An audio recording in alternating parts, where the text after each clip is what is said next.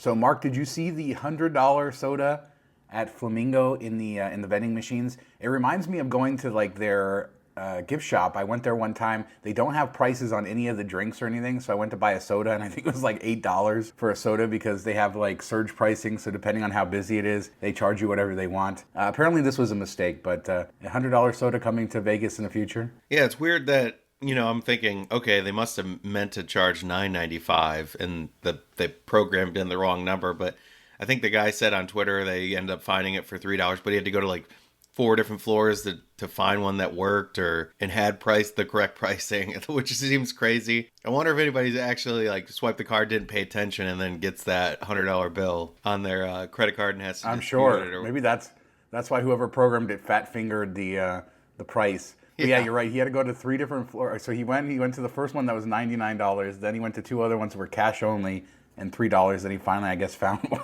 But I guess that's the Caesar's experience for you. Yeah, way to go, Flamingo. All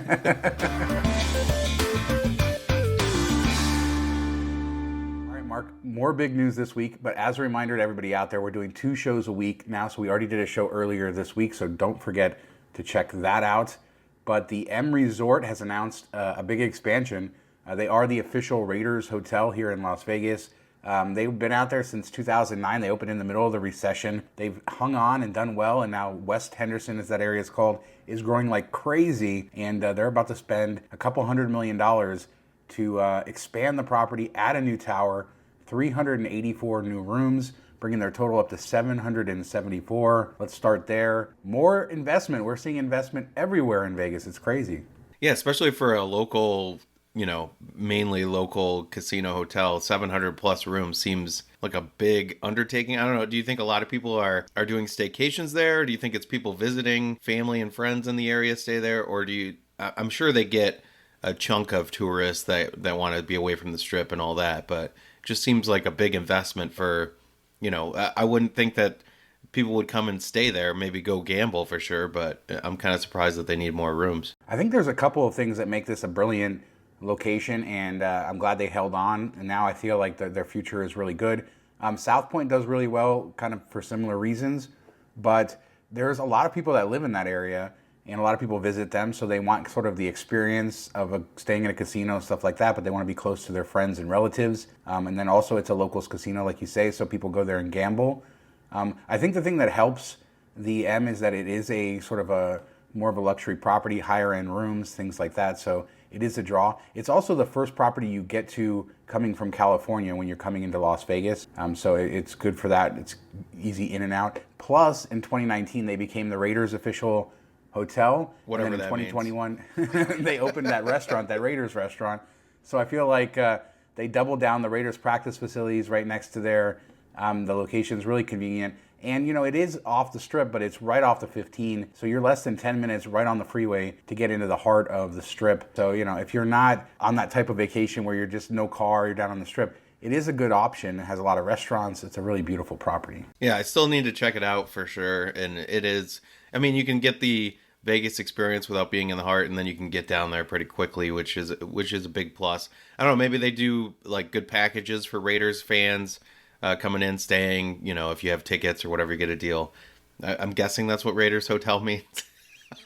I doubt the players are staying there before a game. No, but they have the restaurant. So, I'm sure Raiders fans, when they come to town for their games and stuff like that, they want to go to the M. They're probably more likely to stay there because there's going to be other Raiders fans there. They have the restaurant that they can eat in. Of course, I'm sure people dress in Raiders stuff. So I could see it being big. Plus, the practice facility is less than 5 minutes from there. So plus, you don't have to spend $100 to be in the sports book there, probably. Yeah, exactly. So there's a couple of interesting things. We talked last week about Penn National Gaming selling the Tropicana and how that sale closed. Clearly, they're making some big moves because of the money that they got from selling Tropicana. This is a big move. They're moving 2 of their riverboats in Illinois to land-based casinos, building another casino in Ohio. So we don't talk about Penn National all that much because they don't have a huge Vegas presence. Right now, really, it's only the M Resort after they sold Trop. But they could be a big player to come to Vegas again on the Strip. But also, they're making moves everywhere. A huge company. Penn National is definitely a big player these days. The future owner of Virgin after it defaults. There you go. Now, remember that 6-acre property across the street from M Resort back in late 2020? Marnell, who's the guy who built M Resort, went into an agreement with the city of Henderson to buy that property and to eventually develop it into a casino. I did some research today trying to see if there's any update on that. Not an update at all, so I don't know what's happening across the street. But Penn certainly doubling down on M Resort and everything that's there.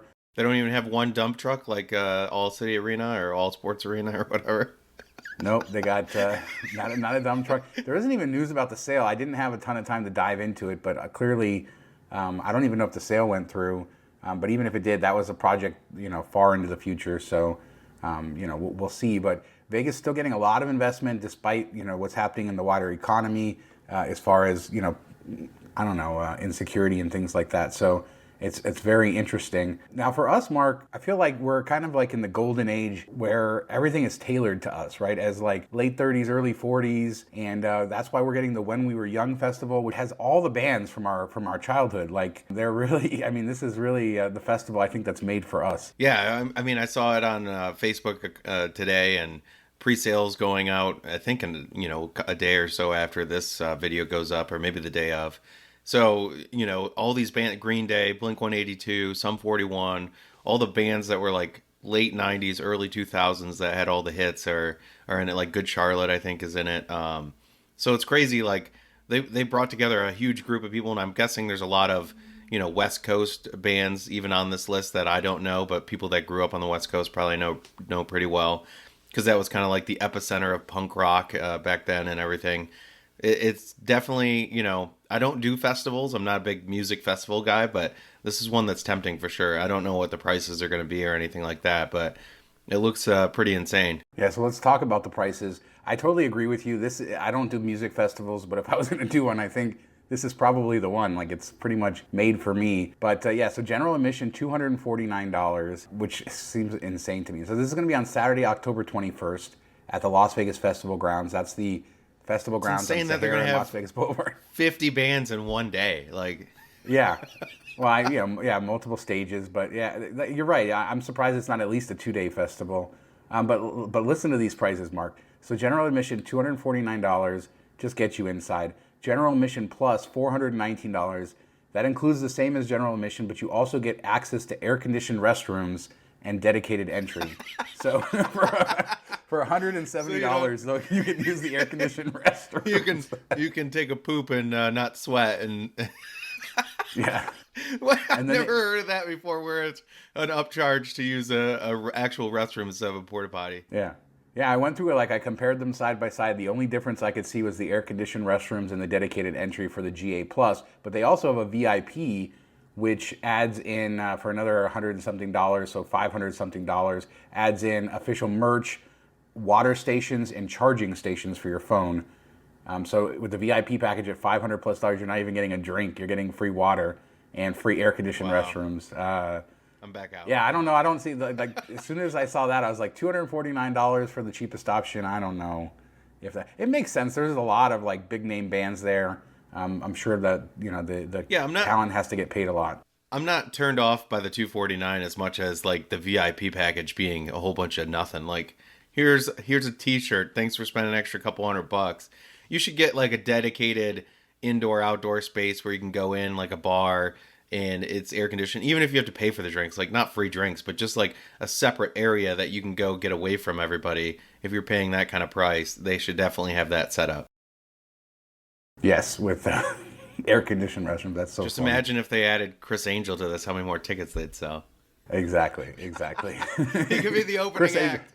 He'll perform in the air-conditioned restrooms. All right. So that's about where he would get to it. See, every week you're dragging me more and more into this, and then one of these times I'm going to see him. The extra $100 is Chris Angel will make your poo disappear. Oh my God! All right, so Mandalay Bay announced a huge expansion, $100 million renovation of their 2.1 million square foot conference center. I don't know if you've ever attended a conference there. I have. It's an enormous convention center. I think it's the second biggest in town. Maybe Sands right around the same size, but it's a giant convention center. And, you could walk from like Delano or the Mandalay Bay rooms like 15 minutes just to get to the furthest conference rooms there. That's how big it is. But they're adding a lot of new technology, new internet to make it faster, those digital advertising walls, better presentation facilities, all of that sort of stuff. I guess they need to do that to keep up.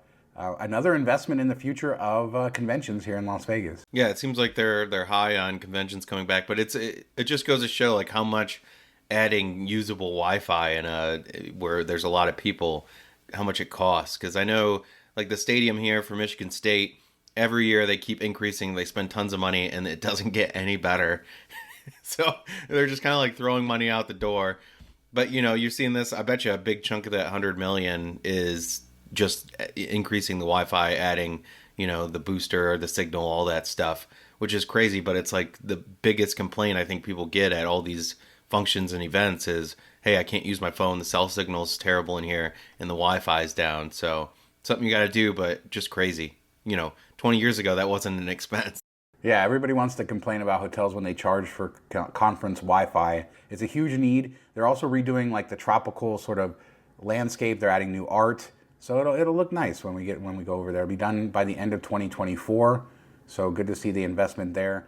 Now, Mark, I thought minor league sports were supposed to be affordable. You go to the minor league hockey game, you get cheap beers, cheap sodas, things like that. But apparently not in Las Vegas, because did you see the Dollar Loan Center, their concession rates? They raised them, so they're even higher than they were. But what is it, $15 for popcorn at a minor league stadium? What the heck is that? I wonder if they went from because it was $5 for popcorn. I wonder if they went to 15 and it's like all you can eat, like refillable maybe. That's the only thing I can think that would make sense. But even there, maybe go to $10 because most people aren't going to eat, more than 2 buckets anyway. But it is insane. You look at the soccer team in Vegas, how they do it well, and they have all these cool, ideas and better prices. And there's like a minor league baseball team around me, tickets are like $5-6, and then you get in and you get a beer for $2, hot dog for $3. Like, you can't charge those are prices you see at like NFL games. I don't know what they're thinking. Are they selling out?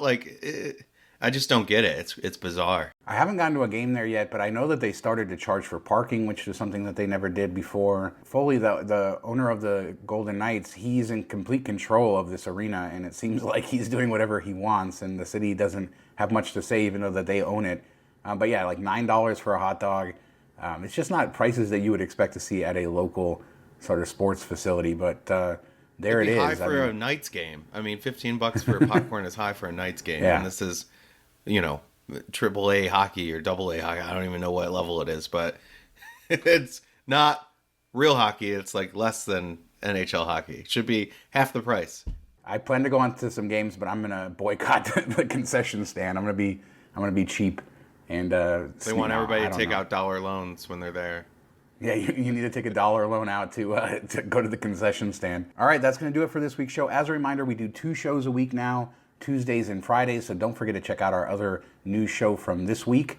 And we'll be back next week to discuss all of the latest Vegas news. Don't forget to leave a comment so we can discuss all these topics. Subscribe to the channel, smash that notification bell so you receive notifications of all of our videos. Thanks so much for watching. Talk to you next time. See you next week. Have a good weekend.